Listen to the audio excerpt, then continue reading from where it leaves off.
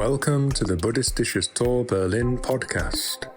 Here we share talks and reflections from our Buddhist center in Berlin, exploring themes such as meditation, ethics, and the path of awakening in everyday life. We are part of the Triratna Buddhist community, and our talks are offered freely in a spirit of generosity. We hope this episode supports your practice and your life.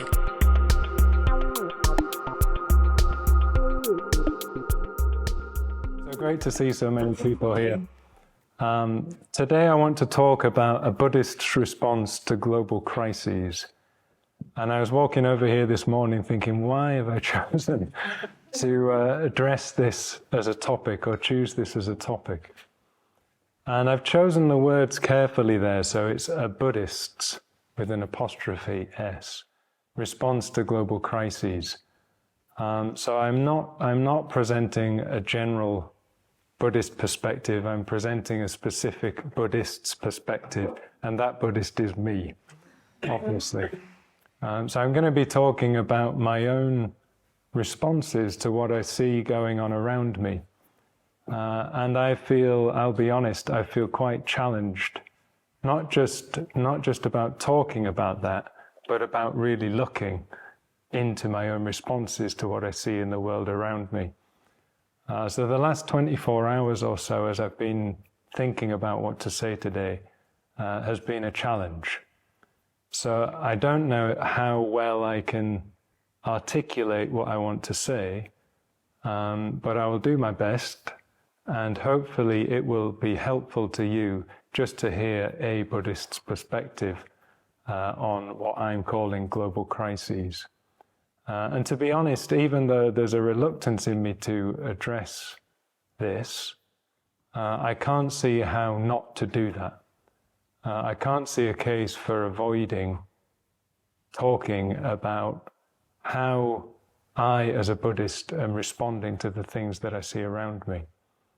It doesn't seem to be a valid option to pretend like certain things are not happening and speak about Buddhism in a way that is kind of independent of that. Of course, I can see there's a reason why we don't often directly address certain world events at a Buddhist center, because we have a fidelity to our own tradition and to an uncompromising Buddhist stance on how to approach life. So if we lean too much into always addressing things that are going on in the outside world, if we lean too much in that direction, maybe we begin to lose what a Buddhist perspective is in the first place. If we don't lean enough into global events and the effects of global events and actions that we see around us, what use is Buddhism if it doesn't come into relationship to that? So that's my hope today, is that in offering the Buddhist perspective, we're neither avoiding nor losing that Buddhist perspective. Okay. So where I want to start is I'll start where I want to go, in the direction that I want to go in, and unfold more fully, which is to talk about compassion. So compassion. And as soon as I say the word, certain associations will arise for you. So we all have a certain idea about what compassion is, what it looks like, what it means. And it's a common word, isn't it? You hear it, I wouldn't say everywhere, but you hear it a lot these days. So it's not just a Buddhist term, obviously, it's something that is in the air, and we have all kinds of compassion-based therapies and other things that are using that word as the defining aspect of a particular approach to life. In Buddhism, compassion, it's a translation of the word karuna. Compassion is karuna. And it's definitely got a specific meaning. And when we use the term in Buddhism, it means something specific. So what I would like to invite you to do or request that we all try to do is just to, whatever ideas we have about what compassion is and what it looks like, can we just put that slightly to a side and just approach it with a fresh eye or fresh mind, just for the next hour. And if at the end of the hour you think, no, I'm not on board with this Buddhist perspective on compassion, well, that's fine. Just go back to what you thought before.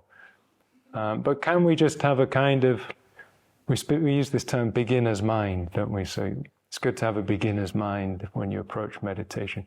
Can we have a beginner's mind to what compassion might be in a Buddhist context? And just to help us with that, I've got a couple of things. I've got a poem and a little story, a favorite one of mine from the Buddhist tradition. So the poem is a poem of Sangharakshita. Yep, there is a picture of him on the shrine. He's the founder of our Buddhist community and tradition, the Triratna Buddhist tradition. And I think probably around this time when the photo's taken and he's in India as a young monk, he wrote a poem called The Unseen Flower. And the unseen flower goes like this. Compassion is far more than an emotion. It's something that springs up when you yourself are not there. Something that springs up in the emptiness, when you are not there. So that you do not know anything about it. Nobody, in fact, knows anything about it. If they knew it, it would not be compassion. But they can only smell the scent of the unseen flower as it blooms in the heart of the void. I'll do that again because I tripped up. Compassion is far more than an emotion. It's something that springs up in the emptiness when you yourself are not there, so that you do not know anything about it. Nobody, in fact, knows anything about it. If they knew it, it would not be compassion. But they can only smell the scent of the unseen flower as it blooms in the heart of the void.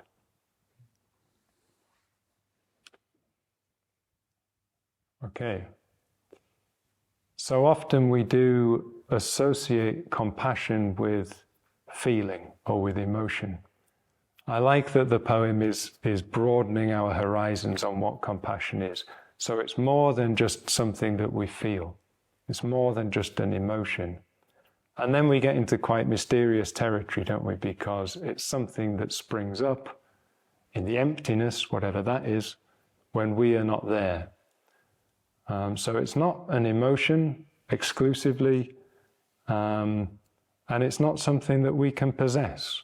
It's not something that we can even know anything about, is how he's describing it in this poem. And the image there of the scent, the smell of the unseen flower, a flower that we can't see, but something we get a sense of it from its perfume. So that's the poem, and the other is a story. So this comes from early Buddhism in China, so Chan Buddhism in China. And it's a story of became an enlightened master called Lin Chi. And Lin Chi, when he was still unenlightened, practicing Buddhism as much as he could, he went to his teacher, who I think was called Huang Po, and apologies for my Chinese pronunciation. He goes to his teacher, Huang Po, and he says, "What is the essence of Buddhism?" And Huang Po picks up a stick and hits him over the head. And he says, "Please, what is the essence of Buddhism?" Second time, he gets hit on the head. He says, "Look, please, what is the essence of Buddhism?" And for a third time, the stick hits him over the head. So he's obviously quite confused by this. And he decides to go, quite rightly, he decides to go and visit another teacher instead. And he goes to another teacher and he says, I've been asking my teacher 3 times, what is the essence of Buddhism? And 3 times he's hit me on the head. And the other teacher says to him, don't you realize he is showing you great compassion? And Lin Chi suddenly awakens. So then he goes back to his monastery, to his original teacher, and the teacher watches him coming from the distance. And then he says to him, you've come back to pull the tiger's whiskers. And Lin Chi just shouts, ah! And then the master goes, I can see that you have become enlightened.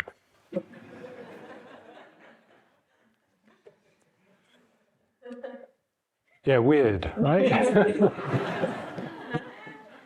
What does all that mean?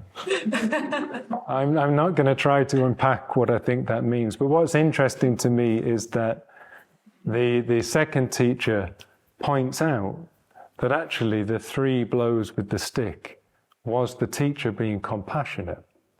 Now to us that might sound like crazy, and bear in mind this is culturally specific, so if anybody around here hits anybody else, you're going to jail, not enlightenment. So for us that doesn't work, but in that culture and at that time, that whole thing of using a stick, that meant something. So the story is telling us that compassion takes forms that we might never be able to understand on a rational kind of basis. Anyway, that's all just to open up this question of what is compassion really? Yeah. Can we, as I say, just put aside what we might already think? I've been trying this week to put aside what I already think about it, and those 2 things have helped. I'll just let that sink in a moment.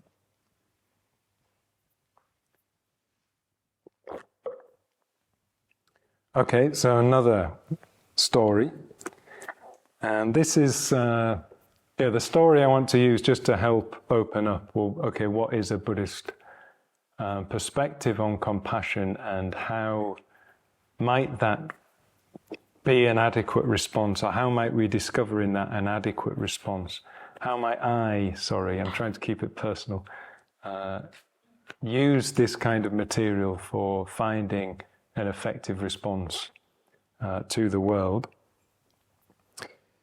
And this is the story of a bodhisattva. So a bodhisattva is a being, so a sattva is a being who is interested only in bodhi, or enlightenment. Not just for their own sake, but for the sake of all living beings, all life. So this bodhisattva's name is Avalokiteshvara. So some of you will be very familiar with Avalokiteshvara and this story as well. But the story goes that Avalokiteshvara, he saw the suffering of the world, and he made a vow to his teacher that he would do everything he could to alleviate the suffering of the world. Yeah, that was his great wish, his ambition and his intention. And then we're told in the story that he travels throughout the 6 realms of samsara. So samsara is the Buddhist term for the world that we experience. And it's said that it has 6 different realms or levels, without going too much into the cosmology. Basically, it means he went everywhere. Yeah, shorthand, he went everywhere. And he went everywhere teaching beings how to free themselves from suffering. The story tells us that he used 84,000 different teachings, all of them contained within his mantra, Om Mani Padme Hum. So he went round, travelled round, teaching everybody the Dharma. And then finally he went to Tibet. This is a story coming from the Tibetan tradition. So he went to Tibet, and it says that gazing over the Tibetan nation from the peak of Red Mountain, he had a vision of countless beings burning alive in an ocean of fire. Witnessing the misery of these beings, he wept heartfelt tears. Still, Avalokiteshvara went among the Tibetans and taught them the mantra Om Mani Padme Hum, pronouncing the words of the Dharma with infinite compassion. Then he entered the meditation of the Bodhi mind, the mind of enlightenment, making a long and intense effort to dispel the misery of beings and bring them to happiness. Exhausted by his efforts, he entered into meditation. But then for a second time, he gazed out over the land of snow, that's Tibet, and he saw that he'd not helped even 100th of the beings of the land of snow to enter the bliss of liberation. He was seized by bitter sorrow, and for an instant the thought arose, what's the use? What's the use? I can do nothing for them. It's better if I just be happy and peaceful for myself.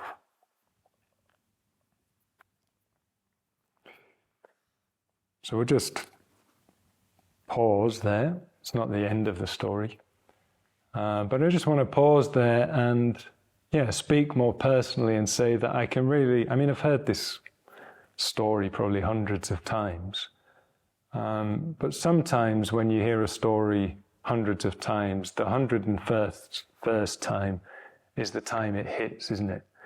And this week the story really hit me for that reason, for this part of the story where he just asks himself, what's the point? Yeah, and I've been reflecting myself, I haven't traveled everywhere, I haven't taught 84,000 different Dharma teachings, but I've done this for 15 years. It's 15 years this year that I discovered Buddhism, started to see that it was having an effect on my life and decided to commit my life to it and to share it with other people. And as I've said before, I can see that it's affected my life very positively. I generally find myself to be okay and even happy.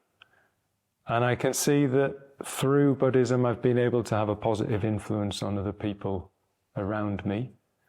Not always, and I have my slips. But I've had a positive influence. I can acknowledge that and I can see that. But when I look further, and when I look out on the world, I see that actually things look like they're getting worse. It's one thing after another, one bad news story, one tragedy after another. And sometimes, I'll be honest, I think to myself, what's the point? Like, is it working? Is it really working? And at those times I think, well, what else could I do? I think maybe I should do something else. Maybe I should go off and, I don't know, take some kind of more direct action in relation to things I see around me. Maybe I should learn some other skill. Maybe I should become a doctor or something like that. It's a bit late, but anyway. I could do that. I could try and do that. And other times I just think I can't look anymore. I don't want to see it or acknowledge it. And there's a desire just to close down, I suppose, turn off and turn away. Or this is probably my strongest habit, is to keep looking for more optimistic or positive news about whatever the particular tragedy is that I've just encountered. If someone's saying something bad is happening or is going to happen, can I find the piece of news that says actually it's not all that bad? It's not that bad.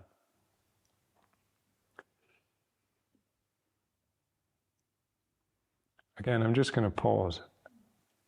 I mean, I feel myself that in speaking like this, there's a weight, and I appreciate it's heavy stuff, and you can probably all relate to that too, that we see things, don't we, and it's difficult, to put it mildly. Yeah. So those questions come up, and they still come up for me. 15 years of Buddhism hasn't cured me of doubt about how I'm choosing to live my life in relation to what I see happening around me. However, I can say as well that through Buddhism, over the years, I've been trying to cultivate and explore another way of coming into relationship to what I'm calling global crises. Things that I see that I don't like, things that I see that I don't want to be happening and wish were not happening. So that's what I want to try to explore. What is this alternative to shutting down and blocking out, or going into some kind of horrified state where I feel anxious about doing something better or more effective. And I'm not, just to be clear, I'm not criticizing anybody who decides to turn away from things or do something direct and take some kind of action. I'm not, this is not a critique, and I'm not going to try and tell you what to do. So don't kind of worry that that's where this is going. But I just want to share with you how I am seeing those two tendencies in myself. And I've been exploring where do they come from and how do I get underneath them so that I can find another way of approaching life that I think is more effective. So to open that up, I've got here a passage from the biography of James Hillman. People are aware of James Hillman, it seems. No one did that when I said Avalokiteshvara. Yeah, so James Hillman's an American, or was an American psychologist, psychotherapist. He trained under Carl Jung in Switzerland and, went off in a slightly different direction. And this is a part in the biography where in the early 90s he is running conferences for men, getting men together, talking about what does it really mean to be a man, how do we get beyond stereotypical ideas about masculinity and some of the issues that men were facing at the time. And at the end of the conference in 1992, he decided to write an essay about what the conference was for. And this is an extract from that particular essay. The question that we began with, and it came up again and again, is what is the conference about? What are we here for? And I think what we are here about, what we are about is the broken heart. And whether we feel the broken heart in our personal stories of our marriages, the deaths in the family, the Vietnam War, our relationship with our fathers, there's a broken heart. And it's the broken heart of America. It's the broken heart of our society. I don't think that we should talk about the healing of the broken heart, but to realize that it is there, and that is what love is really all about. That's where love comes in, through the broken heart. Heartbreak is what it's all about. Heartbreak. What has happened here, in the conference he means, is the experiencing of the heartbreak of America. This has been something different than an experience. We've been inside the heartbreak of America. It has been personal. We each have our own piece of that heartbreak, but we also are the heartbreak. Broken. Our hearts broken, and the heart of the country broken into fragments which we call neighborhoods, ethnic colors, and so on.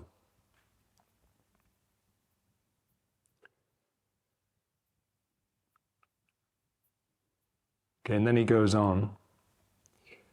And what has happened here has been that the spirits and the images that live in the heart or connect with the heart have met. And the souls have met. Maybe each of us as embodied ego people have not all met. But the souls have met and the spirits have met. It doesn't mean that they love each other. It doesn't mean that they all dance together because they've met. And that keeps the heart alive, because it's only the heart that is isolated or sealed or complacent or self-content that isn't feeling that it is broken. It doesn't feel the heartbreak, and that is the danger. So what I want to leave with is not healing. I want to leave with that awareness of heartbreak. And I thank you for making me feel that intensely.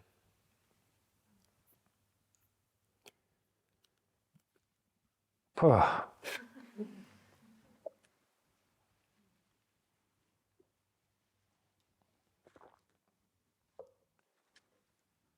So it's it's challenging to read that out loud. Probably it's challenging to hear that. He's quite polemical if you read any James Hillman. If people have a certain idea about something, he comes at it from the other angle. So presumably he's challenging there a narrative around how we need to heal heartbreak by saying, no, we need to feel heartbreak. Yeah.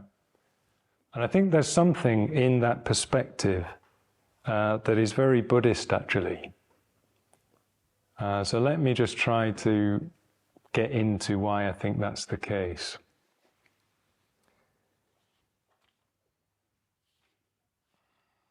I can see myself in my responses to bad news. Sounds pathetic calling it that, doesn't it? In my responses to global tragedy, I can see how it is like an arrow, isn't it? Microphone.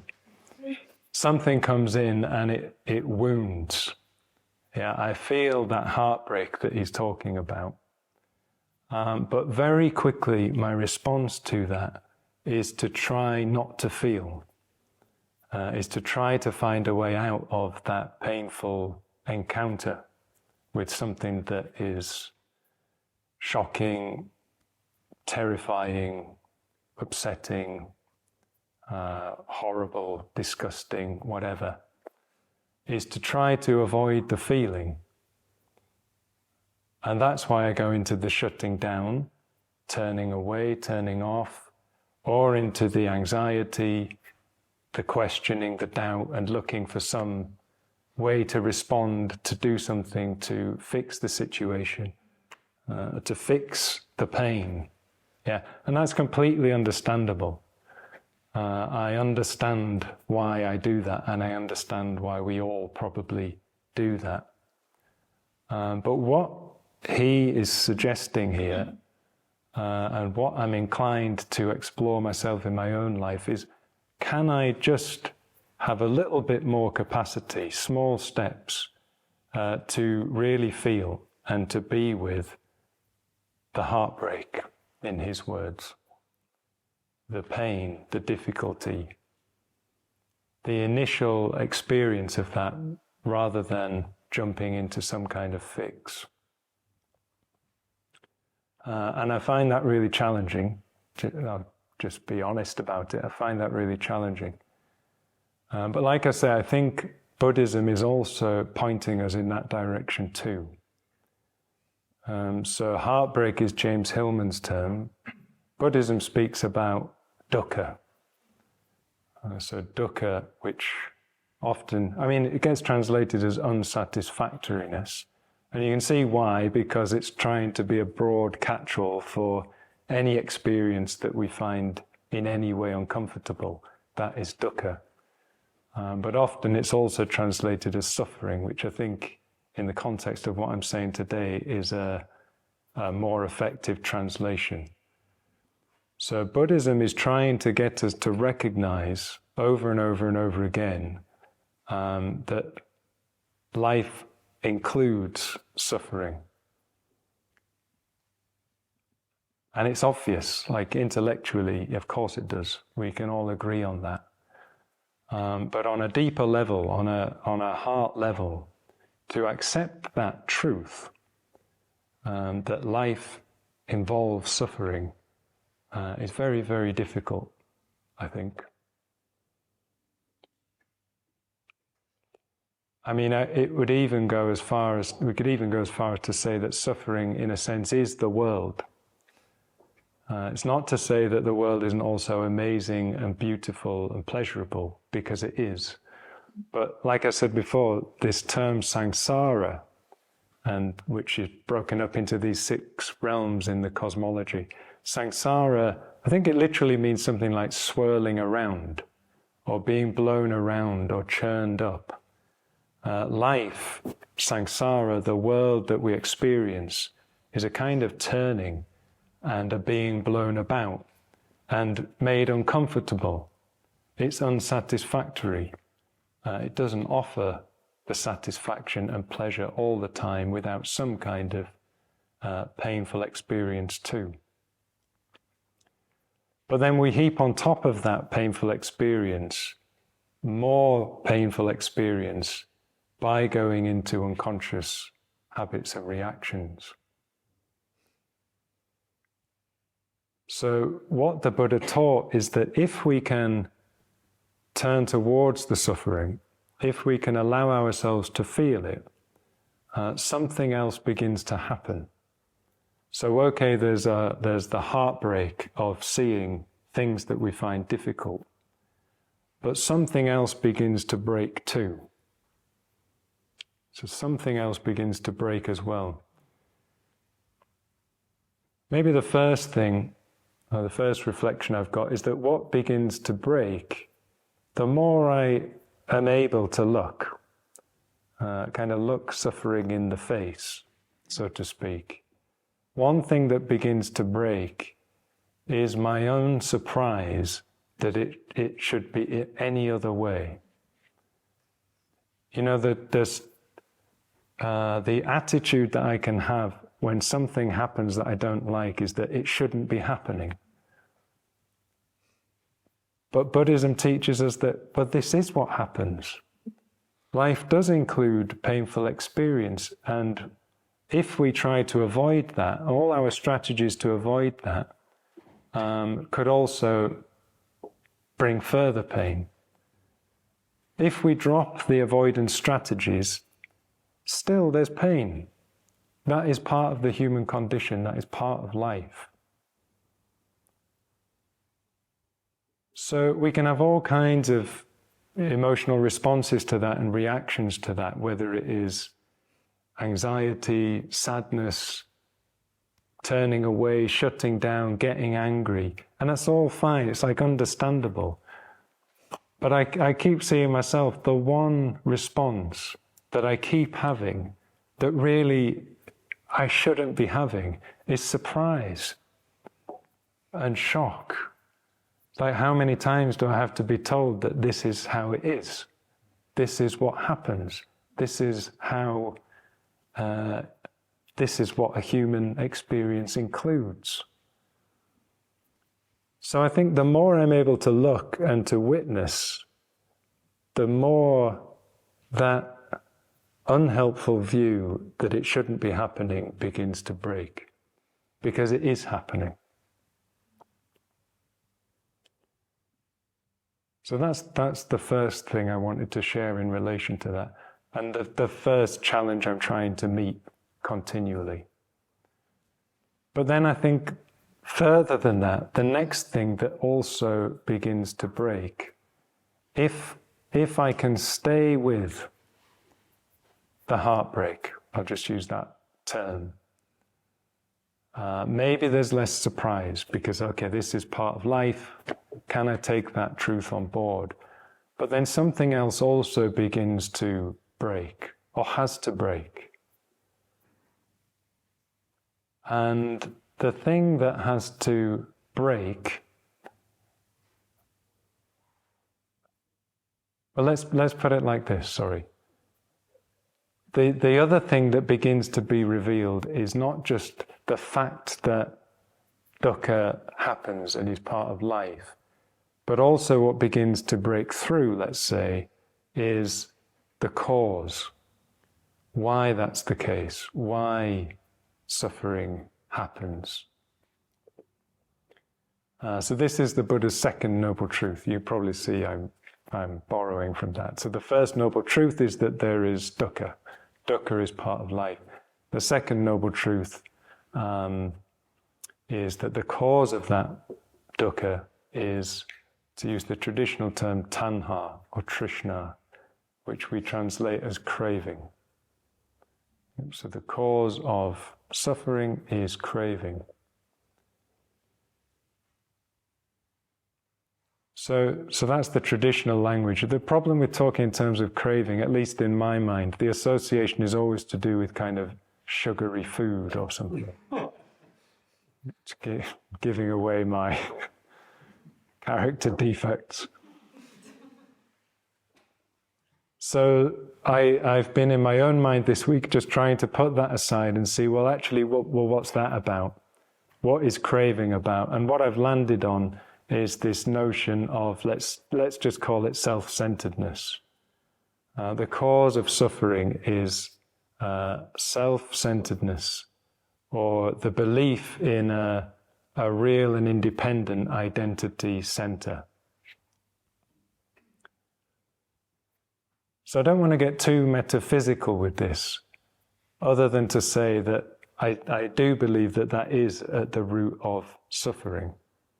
Because if I feel myself to have this fixed, independent existence in here, then that immediately puts me up against everything out there, yeah, which I either want to be included in my identity center, or I want definitely not to be included. And therefore comes all the wishing and pulling in and wanting to hold on, and all the pushing away, all the resistance, all the anger, all the desire to be rid of also comes in through that identity center. And it's normal. That is also part of being human. It's even necessary, isn't it? So at some point in our development as an individual, we needed to acquire that sense of self and identity. And the exploration of that in a human life is really important. And when we haven't had that, actually that can be a cause of suffering. So often it needs to be developed fully. But to go beyond suffering and to really find an effective response to suffering also means beginning to let go of that and to drop that and to see beyond that self-identity and self-centeredness, which I'm sure all of us in the room are trying to do in some way. So I'm not lecturing you as if you don't know this. But you can see how that creates the problem, because that's, for me, as an individual, setting that whole swirling about samsara in motion through my misperception of the situation. Other people are doing that too. We expand that out onto the level of a group of people. So we don't just have I and you, we have we and we have them. And that's where all war comes from, all abuse, all violence, all these things that we see kicking off around the world. It's a kind of kicking off of this core issue at the heart of everything.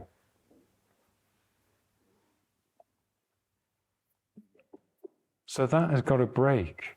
Something in that has got to break and break down. And that's what happens in the story. So in the Avalokiteshvara story, I got to the point where he looks out and he sees, what's the point? Doesn't seem to be making any difference. What if I just look after myself? Yeah, so there's a self-centered doubt and thought that comes up in his mind. Now, when he started out on his quest, let's call it, he made a vow to his teacher that if he ever had a single selfish thought, may he be smashed into 1,000 pieces. So he has the selfish thought, what's the use? Wouldn't it be better if I just looked after myself? And he breaks. Yeah, he breaks open into 1,000 pieces with a great cry of anguish. So you could say symbolically, there we have an example of that breaking, that in his case, like final trace, means high level. Final trace, that single selfish thought, is the breaking of his whole self-identity. However good it was, all the things he was doing was great, but there was some obstacle in the way, and it was him. You know, his self-perception, self-identity was getting in the way, and that breaks open into 1,000 pieces. I also think that's what happens when the master hits Lin Chi 3 times. Not immediately because he doesn't see it, but when the other teacher says, oh, he was showing you great compassion, it's because the hit was symbolically trying to break through his wrong idea about himself as somehow being fixed, and that the answer to his question about the essence of Buddhism would be something that he would have. No. So the master's trying to break that out of him in his ancient Chinese Buddhist way. Yeah? The poem also, the poem tells us compassion is that which springs up in the emptiness when you yourself are not there, so that you don't know anything about it. Nobody knows anything about it. Because that poor little identity center in me and in all of us is really trying, isn't it? But it can't know. Has to go. Has to go. And what these 3 things tell us, that the poem and the stories are telling us, is that if that breaks up or breaks down, or if there's a breakthrough, then something else can emerge. Something else comes through. So in the poem, that is what compassion is. And it's described as the scent of the unseen flower. In Lin Chi's case, it's the shout. Ah! That's what breaks through. And his shout, I'm echoing, like 1,000-odd years later, is still in the air, isn't it? Something else broke through at that point that meant in 2026 in Kreuzberg, of all places, the shout is ringing out. In the Avalokiteshvara story, he's broken into 1,000 pieces, and what happens? Amitabha, the Buddha, his teacher, who is infinite light, so let's not think of some figure appearing, infinite light, which expands everywhere and bathes the whole world in love and compassion, that emerges, puts him back together again, but this time with 1,000 arms and 11 heads, so that he can really manifest and bring compassion into the world. So what they're all telling us is that if we can drop that self-centeredness, self-identity, the belief in that, it's not that we can't still function, but the belief in that has been somehow fixed, then something else can emerge. And what that is, we can't say. We can call it Avalokiteshvara, we can depict it with 1,000 arms and 11 heads. We can call it the scent of the unseen flower, we can call it compassion, but we don't know what that is, what that would look like.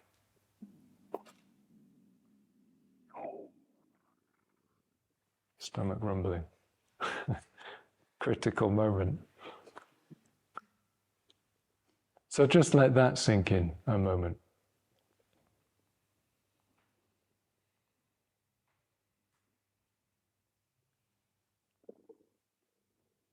So one of the, I won't go into this too much, but one of the things that, or let's say, one of the ways in which the mind of Avalokiteshvara is described is that it is in some way unbiased. Unbiased, so it doesn't pick sides, doesn't move in one direction as opposed to another. It can go anywhere. It's free. The word is parinihita. Parinihita. Yeah, something like that. Check it in a dictionary. So how compassion manifests in the absence of self-centeredness, we don't know what that would look like, because it could go in any direction. It could take any form. We might think that compassion will always have a certain look and form, but actually what the Buddhist tradition says is no, it could take any form. This is why I don't want to criticize how anyone else is responding to things, because we don't know, right? So it could be that in response to some crisis, someone does take direct action. Out of compassion, direct action is taken. Did you see the Buddhists who went on the peace walk recently? I mean, that was quite direct, wasn't it? And they went out and they did something. They were moved to do something. And it got lots of attention and raised the profile of peace in the world, which is great. Somebody else's response, genuinely compassionate response, might have been to go into retreat for 3 years.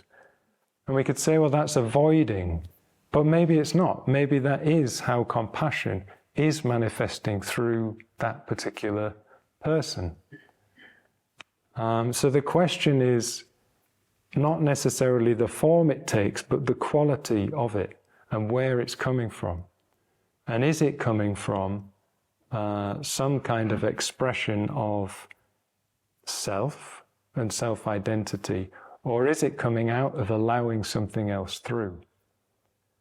The other way this word parinihita, if I'm saying it correctly, is translated is the wishless. So not having a wish. And again, this is really challenging, because the implication is that Avalokiteshvara doesn't wish for anything, but abides in a wishless state. So not wishing for particular outcomes, like that's really hard, isn't it? I was sat here before the talk and I could see all the wishes coming up of, I want the talk to go well, I want people to get something from it, I don't want them to challenge me too strongly about it, I want to avoid that. So all these wishes, imagine if none of that was coming and you were able just to be at peace in this wishless state. So that means letting go of all expectations of particular outcomes to any of our actions and other people's actions. The paradox is, Avalokiteshvara is wishless, abiding in the wishless. And yet, if you look closely at that image, in the palms of his hands, he's holding a jewel. And that is the Chintamani, which gets described as the wish-fulfilling gem. It fulfills all wishes. So letting go of all wishes for particular outcomes, which might just look like indifference, actually allows the single wish to manifest. It's another way you could talk about compassion.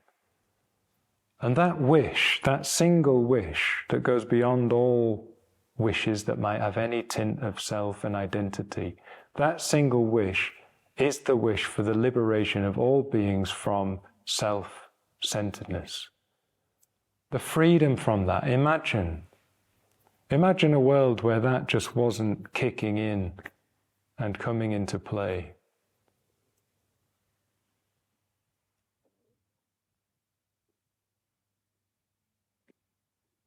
So I'm going to wrap up now, but I'm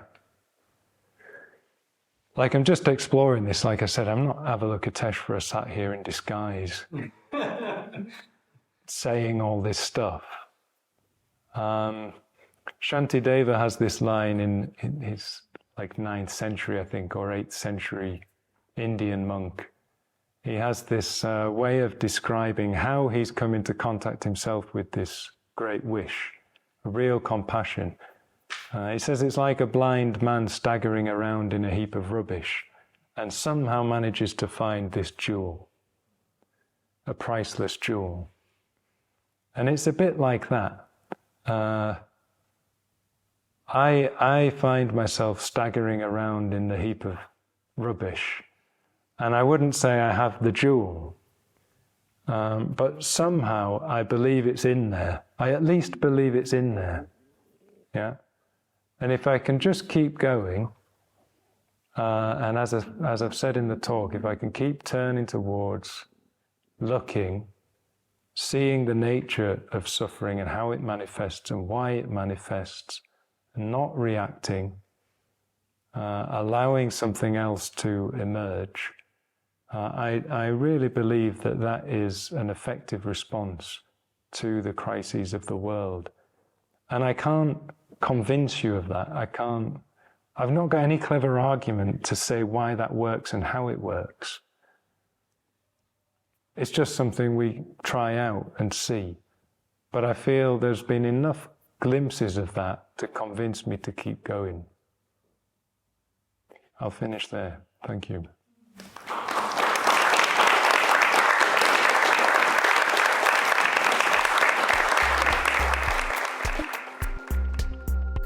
Thank you for listening.